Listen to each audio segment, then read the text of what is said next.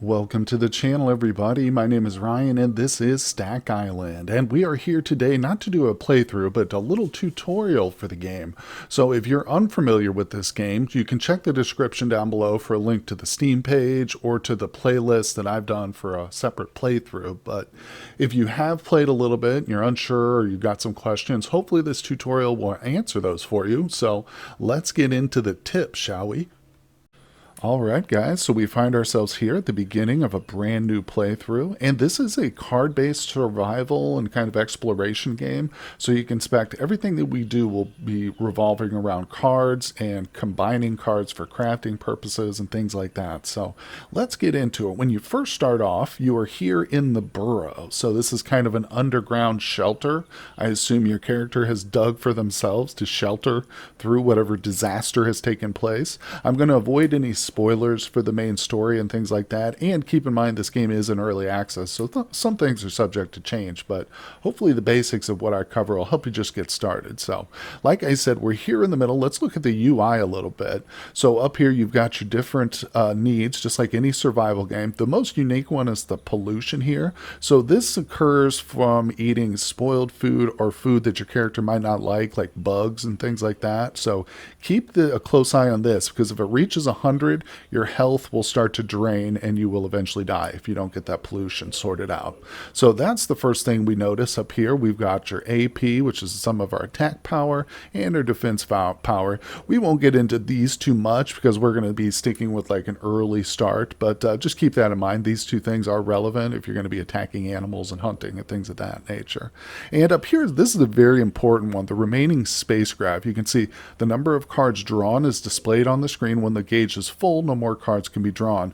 Path cards do not take up space, so that last sentence is very important, and if it doesn't make a lot of sense, you'll see in just a moment what I'm talking about here. But to continue with the UI here, we've got the weather shown, which is very important. Keep in mind the weather. Of course, Act 1, that's the story. We're in our location, a small borough.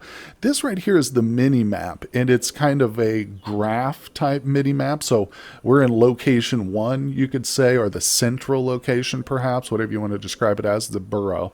So this is us. When we move, you'll see it opens up new stuff. And of course, we've got ourselves the settings menu down here, collection to see what we've acquired in terms of, the different cards we've seen and things like that. And we've got our equipment, which is very important. And we've got ourselves basically the bag. So this is our bag screen. Now keep in mind the hotkeys are very helpful. So you've got B to open your bag, E to open your equipment, and I think C will open up your collection and stuff. So those are very helpful. Now over here we've got quests. Of course, find a way out of the burrow. We're about to jump into that one. And we've got ourselves the recipes here. So this is as we learn new recipes, they'll be stored here so we don't have to remember them or write them down on a piece of paper. But so that's kind of covers the UI. We'll touch upon a few like minor things concerning like the spacecraft and other things, but for the most part, that's a good introduction, I think, to get us started. So let's jump into the actual gameplay. All right, and we are here at the burrow. So like I said, we haven't explored it all. Let's do that. So in order to explore, you want to bring up your bag. So I'm going to hit the B button, and you can see we've got a search card. Now, you can't really move it out of your bag. That just stays locked into position here, and you can see our bag's totally empty. But we're going to hit this. It says click to search new card. All right, there's a path card, very important. So we will discuss what this means in just one second. Let's continue to search though. Okay, so we've got an earthworm. We dug up an earthworm in here, and you can see that lit up the first section of the spacecraft. So we'll search again. Okay, there's a dead earthworm we uncovered. 2 sections are now full. Oh, and there's nothing else to be found. This is a pretty barren location on the map because we're literally in a hole in the ground. So there's just worms here. So when we want to travel, we will use the path card. And obviously you can see what direction before you go there. Uh-oh, it started raining. The worms went back into the soil, so that cleared the graph. And that's a good thing to touch on. The path cards, as it says, do not take up space. So if you're at a full bar and you can't find a location card, keep searching because you will be able to find that eventually. So anyway, let's move forward. So each time you move forward, it progresses time slightly, and it does wear down your stamina a little bit. So a lot of your action, keep an eye on your stamina. This can be recovered by drinking water and things of that nature, so it's easy to get up, but just want to keep an eye on it. All right, now we are in the second square, still in the small burrow, but we are in the second square of the mini-map. So let's search. Oh, we found some jerky. Let's take this jerky. It says it is most welcome among the traces of civilization often found here. It's good. And if we hold down and click, we can see some of the different stats each item has. So let's put that in our backpack. It is on the ground currently. Now it's in my bag. So if I close my bag here, you'll see that the jerky is no longer on the screen. It is contained in our inventory. There we go. So let's search again. Oh, so look at this. We found 2 cards when we searched. One is an actual item. You can see that by the color displayed. Each color refers to a different kind of card, basically. The yellow is going to be the items. We can eat aloe flakes. The most important thing to know about aloe is this is one of the ways to reduce pollution. So we're going to stick this. Well, we're going to keep it on our on the ground for right now, and I'll show you why in a second. But we also discovered a recipe card, so you can click on it to see we've learned how to make aloe flakes. If we find an aloe plant and a knife, we can make aloe flakes, which is what we've got here. So that recipe card disappears when you click on it, and it should go into the recipe tab. Let's see, it should be, there it is. It's under one of these here. It looks like the food, the fork and the spoon. So there is that. And as I mentioned, I want to put this in my bag, in my bag here and carry it with me, but it's too heavy. So this brings us to the next tip that you want to be concerned with in terms of the bag and inventory management. All items have a weight, which is represented by this little cube here symbol. The symbol here next to it, this is pollution. If you'll see, it corresponds to that. And this is telling you that the aloe gives you negative pollution, as I mentioned. But anyway, back to the weight. So these items add up to 13. You can see our carrying capacity is right here, 0 of 10. So we can't carry that total. If I try and put both of them in there, there's no space in your bag. So what I'm going to do, since we're a little bit hungry, our HP is a little bit low, our stamina's low, let's eat the jerky and we'll save the aloe because our pollution isn't that bad right now. We're at 19.1. This says it reduces 13. So we could go ahead and eat it. I think, in fact, it's not a bad idea. So let's eat that baby. Boom, right there. So that increased my condition and reduced pollution. Not bad. So let's search a little bit more. Hey, there's the path out of here. Oh, look at this. I'm just searching as quickly as I can because it's raining in here and we need to get outside into the fresh air. So most importantly, though, we found a couple new recipes. 2 straw equals a straw string. Embers, 1 straw plus a lens, and the sun equals fire. So that is interesting. And we've got the straw itself, which was what triggered the recipe card. So let's grab that. It's only 2. Plenty more room. And we're just down to finding worms now. So let's move on. And we're almost out of the burrow. We have reached the 3rd square north of or the 2nd square north of our original position. We've got to do a little bit more search, and here we go. So check it out. You can see the cards that have the question mark or quest associated with a quest. Some of them may be essential for escaping. You can find hints in the quest window. So yeah, if you're unsure of what to do, go down here to the quest window. Look, I don't want to sleep underground again. I should hurry to figure out where to go. So this is what you do. Search for the first mission. Again, no spoilers, but you are trying to escape. That is the whole point. Not just the burrow, but the island itself. But anyway, so it says, click to push with force. So we have cleared the burrow, and we can get out if we click on it again, but I want to search in this room. Make sure to always thoroughly search the area, especially the burrow when you're first starting off. See, look at this. You've usually got a few items tucked away in here, and some of them are very essential to survival, like the bowl of water. So this is really a good find. Let's search a little bit more. Okay, now we're just down to finding worms. Okay, I think that's about it. Coconut shell, that's not that helpful right now. You can use this in fire. Burning it over a fire can make good quality charcoal, but we're not at the fire stage right now. Anyway, so we've got ourselves a really important item here, the bowl of water. So this is good water to drink. You can see if it wasn't, it would say like dirty water or something like that. But what this will do is improve our stamina. So let's take a quick drink. Boom. And we got a recipe from it because we have an empty coconut now. So we've learned how to make a coconut bag. So that is a very important item. I'm going to throw it in my backpack.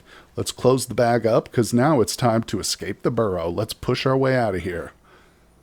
Oh, we are out, folks, into the glorious sunshine here. This is it. We have made it, but we're not home free yet. There's still a lot to go. So let's jump into the next set of tips here. Okay, and now you can see that we have made it out of the burrow. I've done a little bit of searching here in this area, and we found ourselves some interesting stuff. I took a pebble, I sharpened it on the rock here, did a little bit of crafting, so I'm getting myself all prepared, and you can see I discovered a quest card here. There's some footprints that lead eastward, so if we follow clues like this, it will help us get through the island and hopefully escape, right? But there is a big survival aspect to it, so make sure you get yourself situated first. Now, as you can see, it's starting to get late. The weather is indicating it's nighttime. It's always good to find a place to settle down at night and try to avoid doing as much as you can in the dark because you'll get injured stumbling around and things like that. But we've got a little bit of daylight left, so we can search the next location. Oh, look, here's more footprints leading east, but we haven't found that path card just yet. So what we'll do is we will go ahead and continue to search a little bit until I can find that eastward path. Okay, so as I said, it's dangerous at dark. You can see here it says danger. It is dark night, so if we were to try and do certain things, we would probably hurt ourselves a little bit. And our stamina is pretty low, so what we want to do is get to a hideout location. And there is one place on the map which is guaranteed to have a hideout. And because this also progresses the initial quest line, I'm going to show you this. Again, I tried to avoid spoilers, but if you leave the burrow, which was this location, and go right one and then down two, you will come and find right here, the very first time you search, you'll find the straw hideout. And again, essential for survival and progressing the mission. So I figured I'd show you guys this as the last staging point for your own playthrough and kind of get you guys going on the right foot. So as you can see, it's dark. Let's get ourselves set up in the hideout. First things first, we want to click on it. Oh, look at that. It was full of a whole bunch of goodies. So we've got ourselves a uniform, a strawberry, a map, a blueprint for a raft. Well, you can see that's going to be essential. A little bit more water. Let's go ahead and take a drink of that. And let's eat our strawberry too. That's good. You might want to save it and try and get into planting and stuff, but I'm going to eat it for now. Also, you saw we just learned a recipe for the actual hideout itself. So now you don't have to come back to this location again and again to sleep every night. You can build one on whatever square you happen to be working at the time. So we've got ourselves a hideout. We can now sleep in it. But before we do, we've got one more thing to look at. So we've covered the bag screen. You can see I've got some leaves in here and our weight. So I've relieved everything. We're down to 0. But there's also the equipment screen. So this is an important screen here. If you'll notice, originally my carry weight was only 10. But if we look here, put that back in there. If we go back to the bag, it's at 18 now. So how did I get that up over 10? Well, if we go to equipment, you'll see I've got 2 coconuts, okay? 2 coconut bowls, empty bowls, okay? That's essentially how I managed to get myself up. If we go back, since I've removed those, we're back to a 10, see? So it's important to note that you can carry something in your hand, like a coconut bowl, and essentially when you have a small bowl in your hand like this, you can put other items inside of it. So that's what's happening here.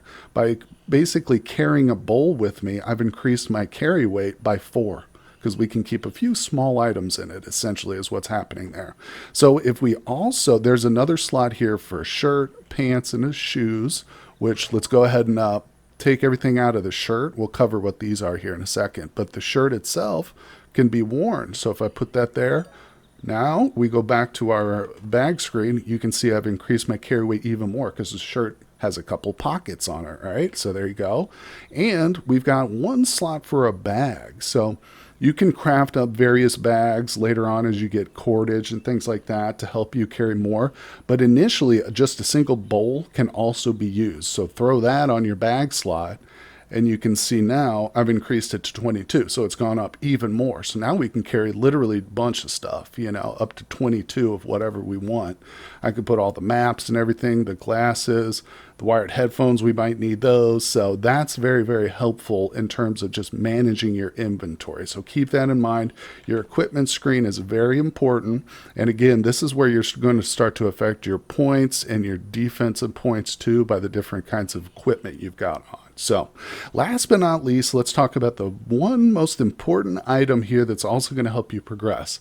the Ziploc bag. It seems like a very minor, innocuous item, but it's extremely important. The chocolate chip cookie, as soon as you get that, just eat it. Don't let it go to waste. So we're going to munch on that. But perfect timing, it's actually started to rain. So this brings up two great points here. The weather system in this game is incorporated into the crafting itself. So if you've got something like you want to make a fire, you need to actually have the sun out, and you use the sun card to make that fire with. You would combine sun with wood and your fire starting tool, and it would create an ember. But in order to make a fire starting tool, we need the bag. So without having primitive fire starting knowledge or the ability to, whatever, whip out a lighter, we've got to do something improvised. So let's get a little bit of this rainwater. We just need to grab it. There it is. Boom. Okay, we have crafted the convex lens, basically the makeshift convex lens. Extremely important. This is your fire starting tool right here, guys. The very first one you'll get. So make sure once you've got that to put in your bag, and don't accidentally click on it and drink the water, by the way. You can do that in a pinch if you need to. I guess that's probably not a bad idea. But anyway, like I said, I think that takes us here to a good starting point for you guys to enter into your own journey here in Stack Island. If you would like to try this out, check the description below for the Steam link or the link to my playlist to get a little bit more familiar with it. It's a really fun and challenging game. I hope you guys enjoy it. Developer is Interstick, a Discord member and Patreon contributor to the channel. So I appreciate them very much for helping me out. So I'm trying to help them as well. So I love you guys for tuning in. Hit that like and subscribe, and I will see you on the next one.